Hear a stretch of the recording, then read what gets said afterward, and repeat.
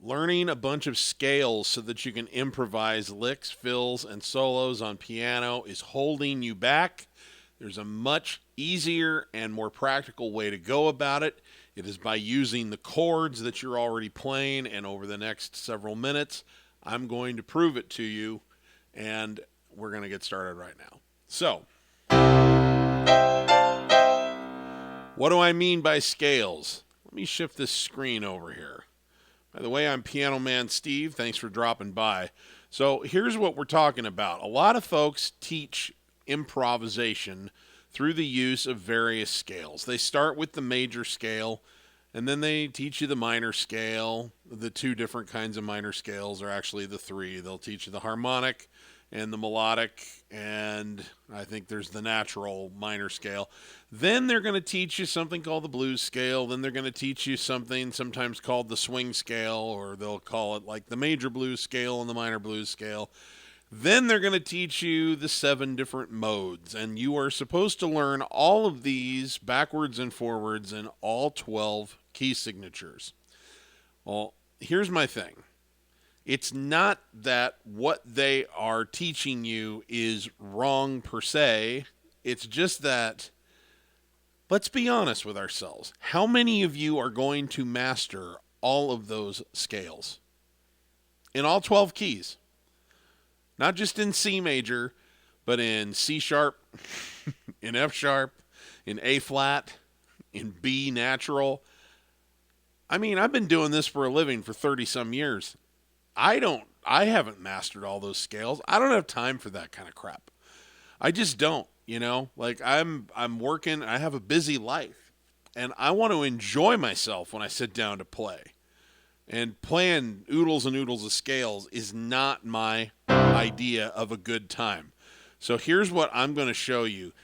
You can through a system that I call the money notes, you can actually use the chords that you're playing as a guide and find the notes that are appropriate to build your licks, fills, solos out of by then deploying a couple of simple rhythmic, just different various rhythmic maneuvers, deploying those notes, and you are going to have yourself some awfully good licks and fills. So let me give you an example.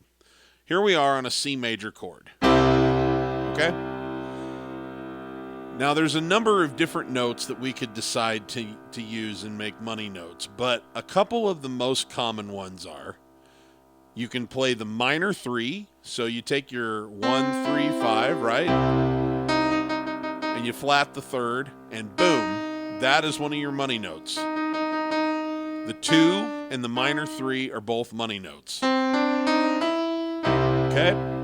The 6 is often a money note, depending on if it's kind of a happy, kind of corny song. So if it's country, if it's poppy, that kind of thing, then you're going to probably use the 6. So let's just start with those. If all you had to work with was, we're going to play 1, 3, 5, we're going to play the 6, we're going to play the minor 3 and the 2. That now becomes your toolkit, your what I call the harmonic toolkit, because it's the notes that you can play. Now, all you need to think about is you're already getting to these chords with your hands, and as you're playing a song, you can use different kinds of rhythmic maneuvers. One of my favorite ones is a toggle of some sort, which is where you play the top part of a chord with the top part of your hand, and then you toggle down to the thumb. Right? And you can do that in various different rhythmic ways and give yourself interesting licks and fills out of it if you are deploying any of the notes that qualify. Okay?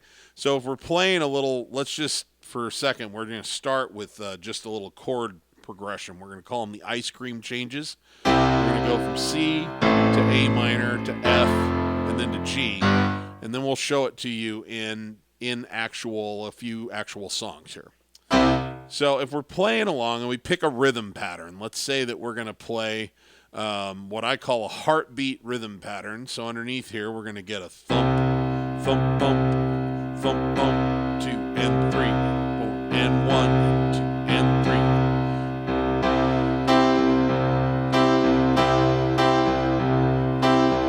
And on the right hand, we'll just play 1, 2, 4, 1, 2, 4, 1, 2. And we'll just move through the chords. A minor, F, G.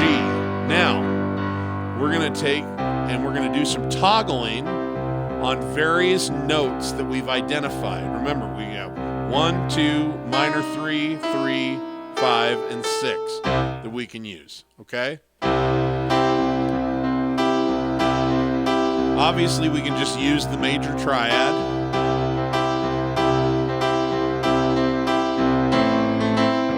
Or the minor triad on this chord.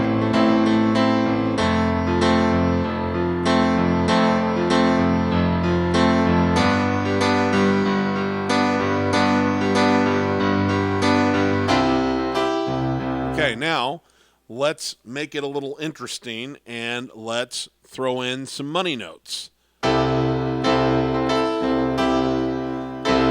So one of the things that we can do is we can decide to do a money note and then resolve it down to one of the notes out of our regular triad. So it could be like this.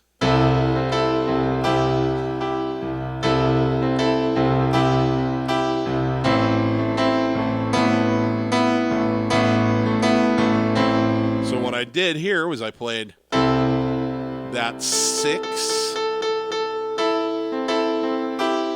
and then resolved it down to the 5 so that it was just boom, major chord. And on the minor chord, I played the 2 and then resolved it up to the minor 3. So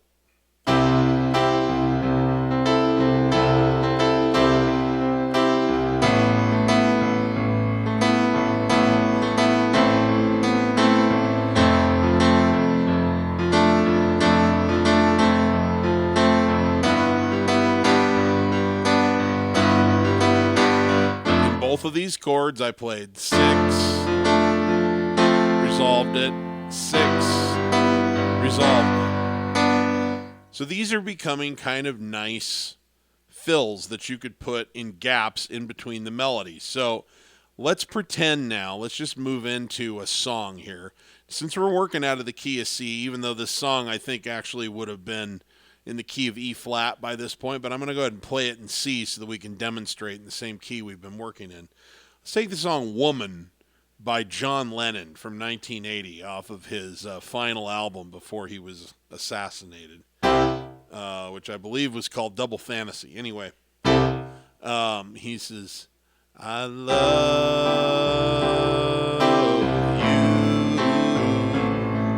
you, well, and it's C, A minor, D minor, well, a do-do-do-do-do, it's a G. So now what we can do is look for gaps in the melody, right? And we're going to use some toggling, and we're going to use our money notes. So, woman, do-do-do-do-do-do,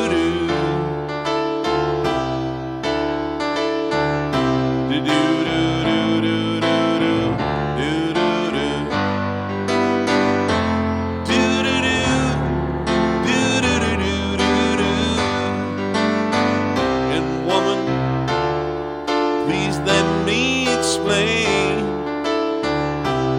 See how we're just throwing in that little... We just threw a little money note in there and did this simple little maneuver, this rhythmic maneuver of a toggle. Played part of the chord with the top half of our hand. Came back down to the thumb. Woman, please let me explain. I never meant to cause you sorrow or pain. Same thing here. Use the 2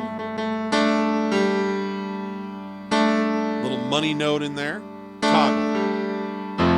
Let me tell you again and again and again.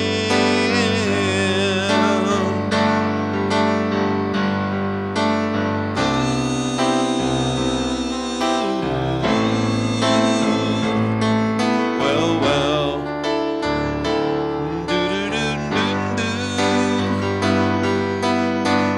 Now I used the 6 and then resolved it down. I'm on a G chord. 1, 2, 3, 4, 5, 6. One note higher than the 5, which is the top of the chord.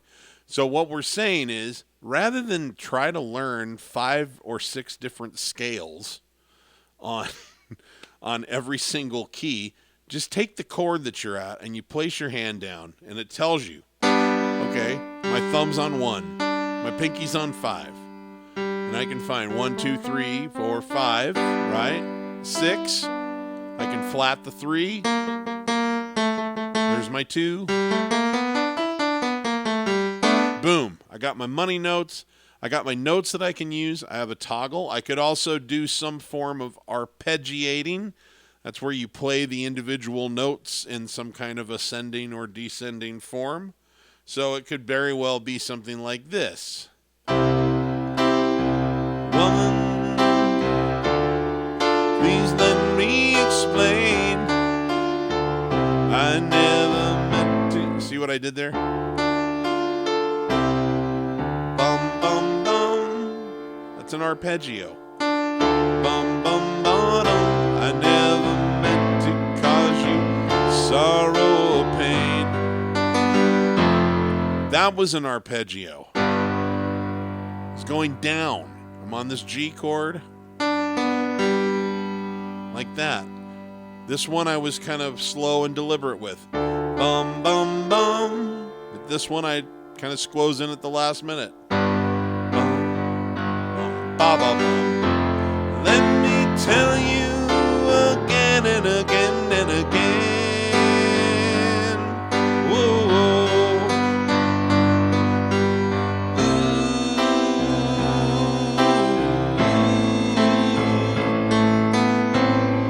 That's an arpeggio, see? You don't have to stick to just the notes of that major triad or that minor triad. I played 1, 2, 3, right? It could have been 1, 1, 2, 5. Ooh.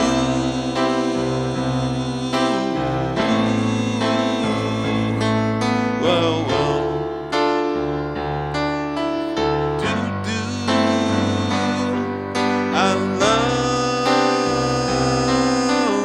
you. Well, well. Do, do, do, do, do. Now, this is all very elementary kind of implementation, but once you have that down, once you kind of like, okay, I can do arpeggios with different rhythms, different tempos. I can do toggles, different kinds of syncopation. Then now you can also throw in different inversions of the chord, right? So if you get comfortable with where these things are, you could play it in this position. Same notes. Here's my 3, my 5, my 1.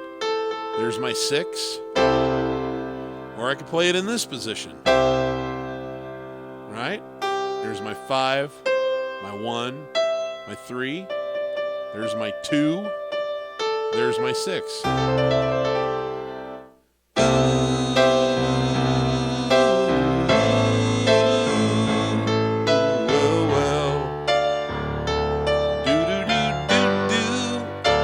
In a different inversion of this D minor chord out of convenience, and so I did my arpeggio, and it sounds different because it's being voiced in a different place.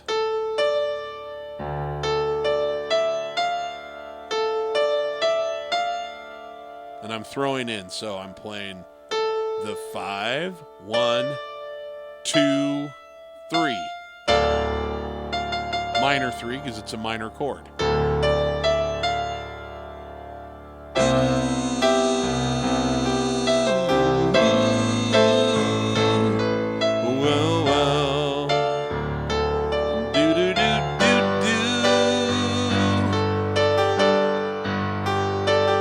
And you don't have to pick one or the other. You can do toggles or arpeggios and mix them up in there.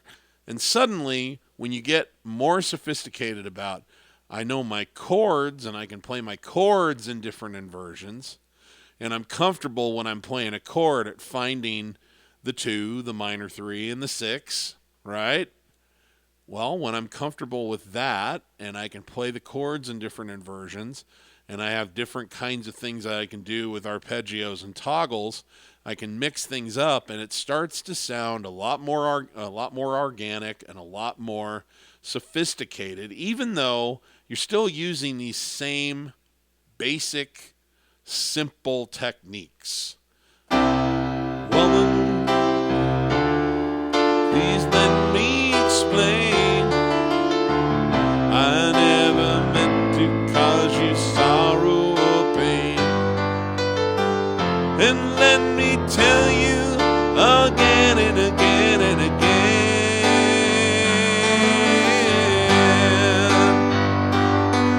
Who love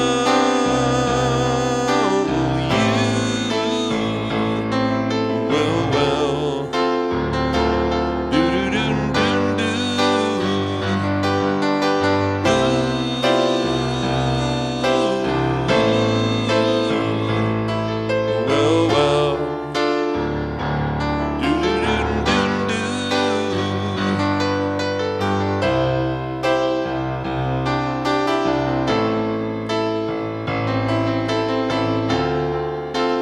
Now, you might say, okay, that's all fine and good, Steve, in a simple pop song. But wouldn't I need to learn a lot of these complicated scales to actually be able to improv in a jazzier song, right? Because isn't that where all of this originated? The blues scale, the swing scale, and all of this other stuff. Don't they use that a lot in jazz? Yes, a lot of them do.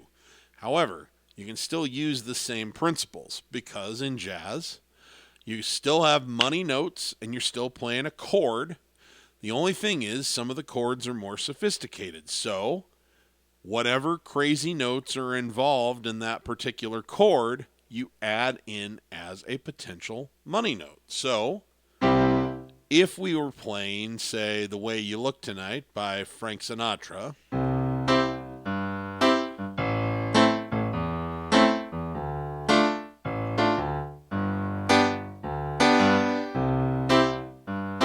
okay?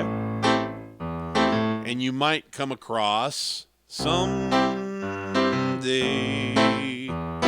when I'm awfully low. This chord might be listed as, instead of just a G major, it might be listed as a G augmented seventh or some crazy thing like that in a jazz standard, where you have to play a G augmented chord, which is G major plus you sharp the 5. So we're here and we sharp the 5, and then you throw in a dominant 7. So that sharped 5 and that 7 become among my money notes, along with the 2. We'll probably just leave the 6 out of it since we've got this weird one in there. So someday when I'm awfully low,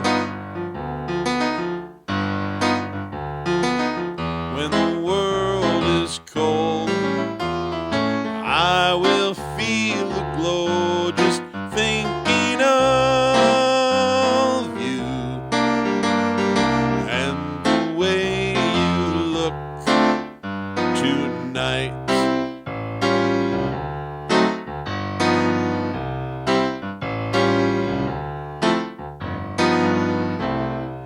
So when I'm doing my little toggles and my little arpeggios, I'm just factoring in those crazy notes that are part of these more sophisticated chords.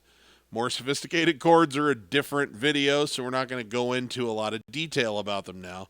But my point is, this is still a practical way to go about building your licks and your fills.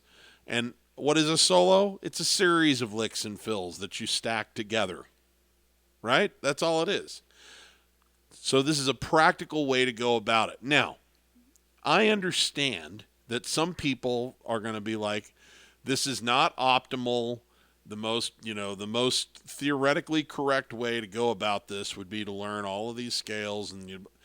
I agree, but here's the problem with that. The overwhelming majority of piano players are not going to be virtuosos. They're not going to be professionals. They are hobbyists. You're trying to have fun making music with this thing in your spare time, even if you perform a little bit on the side. Most people are not going to become like incredibly accomplished at the instrument. So what I've always tried to strive to do is find simple workarounds that make all the songs you want to play approachable and that can sound credible, that you can enjoy doing quickly, and that you have plenty of room to grow as your skills grow, as your knowledge base grows, as you put more tools in your toolbox. But I don't want you to feel like you have to reach like a certain massive level of competence to start enjoying playing any of the songs that you want to learn. It shouldn't take you a long time to learn a new song, and you should actually, from the word go, even if you just have sort of a basic knowledge of what I teach, which is chords, rhythm patterns, and improv techniques, if you have a basic knowledge of that, you should be able to knock out in 5-10 minutes a credible, decent sounding version of a song that you can either sing along to or eventually add the melody in with your right hand if that's what you want to do. And I just recognize that we all have busy lives, right? We all have busy lives, and I am fairly accomplished, and I do a lot of this. I play a lot of gigs, and I've got a big YouTube channel. I share a lot of music. But even I don't find it very practical to have to be a master of, like 7 different scales, 7 to 10 different scales in all 12 keys. It just doesn't make any sense whatsoever. And hell, you're not going to come across a lot of the key signatures and chords often enough to justify being that much of an expert at the scales. So the payoff is just, there's way too much that you have to do before you get to the payoff, and it feels like it's forever down the road. And this is the kind of thing that drives people away from the instrument and makes them feel like they'll never be able to actually do it. And that's why I'm always looking for workarounds for these things that are taught in traditional piano lessons. God love them. I'm not ripping on reading sheet music or any of these other techniques. It's just that it's not built for a hobbyist. It just isn't. The learning curve is too long. You have to pay way too high of a price, and most people just give up before they ever get anywhere satisfying with it. And these are the kinds of things that I've put in place to try to avoid that. So anyway, I hope that you have found something usable, interesting, at the very least made you think differently about the piano. If you liked this video, I would invite you to check out some of the other videos in my channel. I have a lot of great content floating around out there with these kinds of very practical tips. And I would also invite you to come over to pianomanapproach.com and check out my free webinar where I walk you through my approach, which I have a 5-step song learning process that use these 3 pillars of the piano that I talk about: chords, rhythm patterns, and improv techniques. And I'd love for you to learn more about that, so you can go check that out anytime that you want. And of course, like and subscribe to the channel. Like this video and subscribe and hit the bell icon so that you get notifications. Helps do something to the algorithm so that this gets shared with more people that wouldn't ordinarily see it. And let's have some fun together, because my personal mantra has always been, if you are not having fun when you're making music, you're doing it wrong. Thank you for tuning in. I'm going to get out of your hair for right now, but I'll see you on the next one, guys. Take care.